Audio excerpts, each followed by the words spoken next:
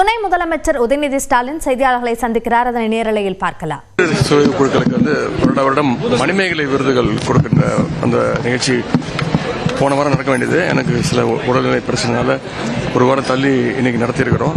அது மட்டும் இல்லை, சென்ற வருடத்திலிருந்து வருடம் மகளிர் குழுக்களுக்கு ஸ்போர்ட்ஸ் ஈவெண்ட்ஸ் நடத்தலாம். ஃபுட்பால், கொக்கோ, இது மாதிரி ஒரு 5 ஈவெண்ட் நடத்தி அதில் அவங்களுக்கு சென்ற பிப்ரவரி மாதம் சென்னையில் ஃபைனல்ஸ் நடந்துச்சு. அதில் வெற்றி பெற்றவர்களுக்கும் இன்றைக்கி பரிசளிப்பு நடந்திருக்கு. அது மட்டும் இல்லை, கிட்டத்தட்ட இன்றைக்கி மட்டும் ஒரு 3120 கோடி ரூபாய் அளவுக்கு வங்கி கடன் இணைப்புகளை அவங்களுக்கு வழங்கியிருக்கின்றோம். ஸோ அவங்களெல்லாம் சந்தித்து உரையாடினது மகிழ்ச்சி.